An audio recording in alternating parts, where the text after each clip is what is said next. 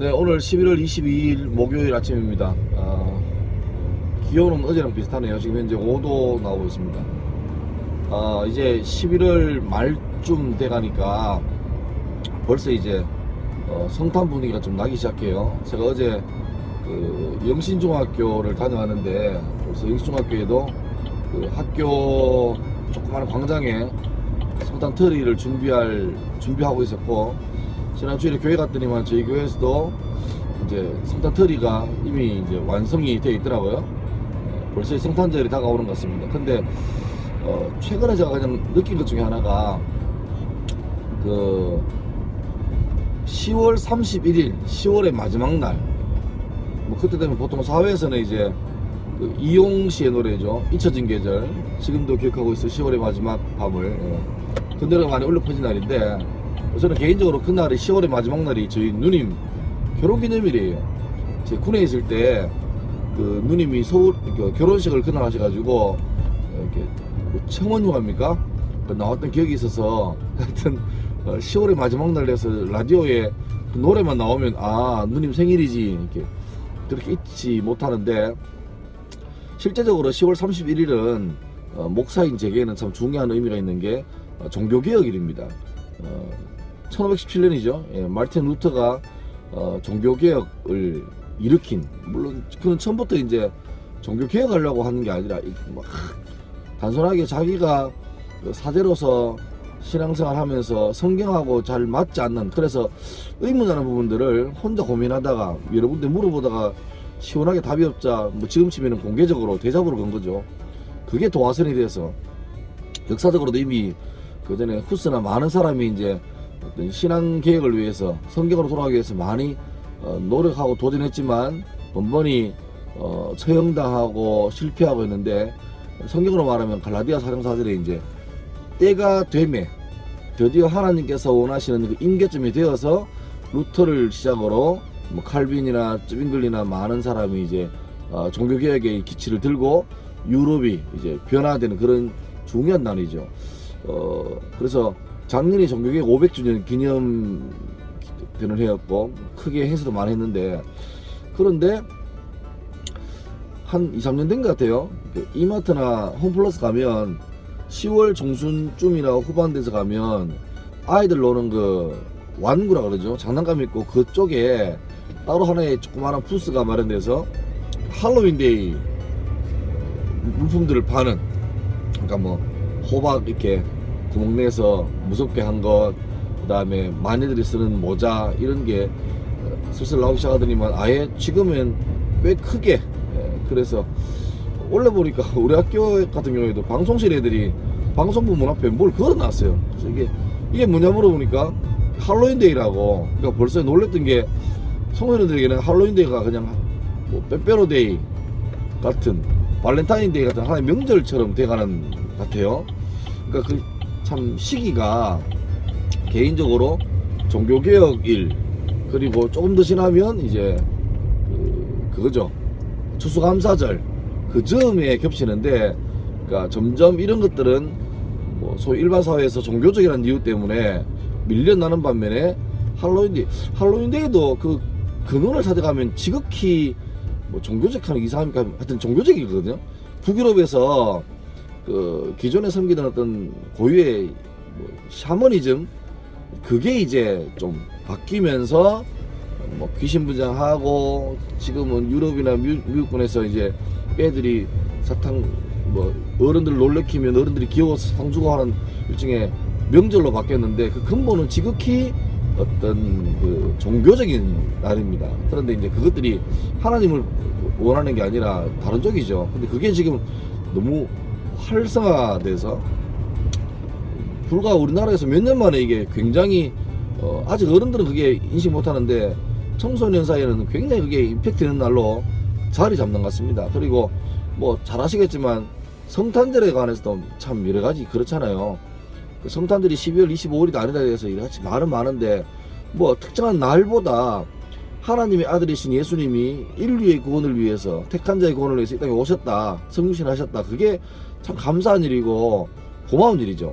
성도에게는 어떻게 보면 성탄절이 마냥 기쁘고 즐거운 날보다도 오히려 숙연해지고 참 감사해지는 날이죠. 나 같은 죄인 때문에 감사한 날인데, 잘 아시겠지만 교회는 성탄절 되면 한 12월 뭐 초중순 돼야 이제 교회마다 나름대로 성탄절 장식도 하고 뭐 이렇게 또 뭐 대강절 설교도 하고 이렇게 쭉 나타나지만, 오히려 뭐 11월 말쯤 되면서부터 소위 시내에서 이렇게 뭐 백화점이나 그런 유명한 그 거리에는 성탄 장식이 막 나오고, 또 웃기는 게 클럽에서 그렇게 성탄절을 기다려요. 예수님이 이 땅에 오신 것은 기뻐하는 건 참 감사하지만, 참 보면 왜 기뻐하는가에 대한 고민을 참 안 할 때가 많죠. 그리고 잘 아시겠지만 성탄절은 말 그대로 이제 우리 그 교회 책갈피도 나왔지만 크리스마스를 이제 그리스도 플러스 마스, 예수님을 예배하는 날이고 예수님의 생일입니다. 그런데 어느새부터 성탄절 그러면 그 생일의 주인공이신 예수님, 생일상의 주인공인 예수님은 자꾸 밀려나고, 대신에 이제 산타클로스, 선물, 캐롤 뭐 이런 것들이, 크리스마스 트리 이런 것들이 이제 성탄절을 꽉 차지해서 언제부턴가 우리가 다 즐거워 기뻐하지만 주인 없는 행사가 된 듯한 느낌입니다. 개인적으로 제가 그 산타클로스에 대해서 수업 준비하면서 좀 찾아보니까 참 재밌는 게, 그 산타클로스는 실존 인물이다 아니다 물어보면 실존 인물입니다. 그러니까 세인트 니콜라우스라는 사람인데, 이 니콜라우스가 그렇게 참 선행을 많이 베풀고 참 귀한 분이셨어요. 그래서 그 사람은 자기의 어떤 희생을 하더라도 남을 도와주는 그런 삶을 사셨는데, 그래서 이제 당대의 사람들이 그가 죽자 이 사람은 참 칭찬해서 마땅한 일입니다. 그래서 이제 그 당시에 이제 교황청에다가 뭐 그런 셈이죠. 올려서 성인 추대. 그래서 이제 니콜라우스 앞에 성인을 뜻하는 세인트가 붙는 거죠.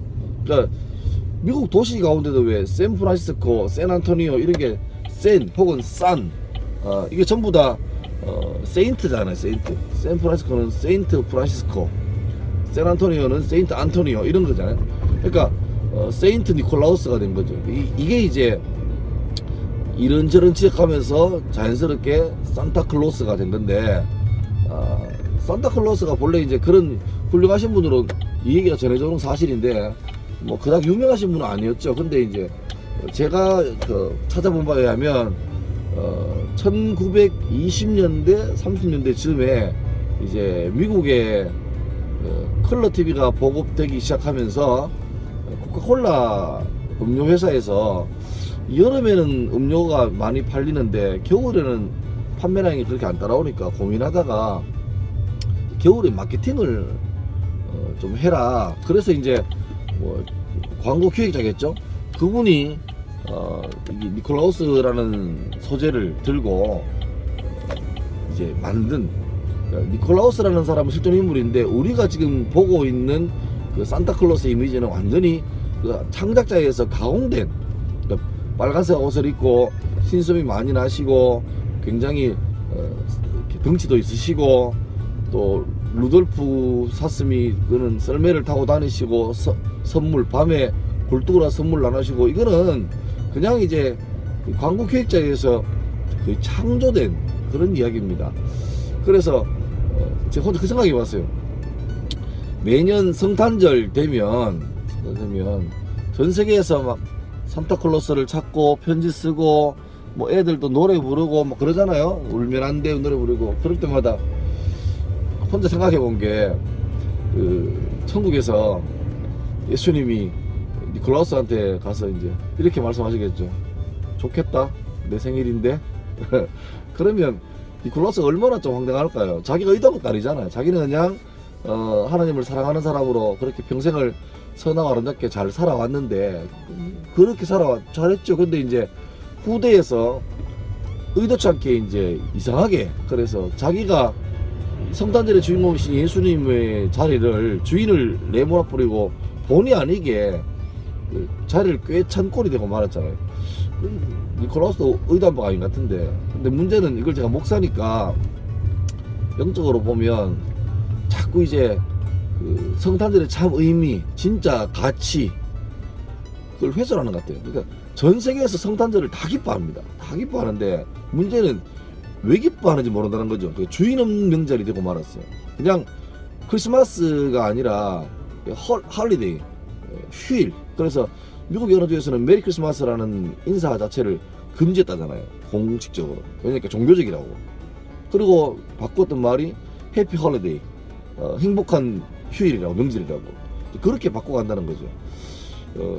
또 참 역설적이지만 예수님이 태어나실 때 그 당시에 그 시저가 호적령을 내렸잖아요. 그래서 다 고향으로 돌아가라. 그래서 요셉과 마리아도 예수님을 임신한 상태에서 자기의 본적지였던 다윗 동네 베들레헴으로 돌아갔는데 아무리 속도가 늦다 보니까 임신한 상태에서 도착했을 때는 방이 없어서 그렇게 출산이 다가오자 방을 찾다가 마구간에서 예수님을 출산하잖아요.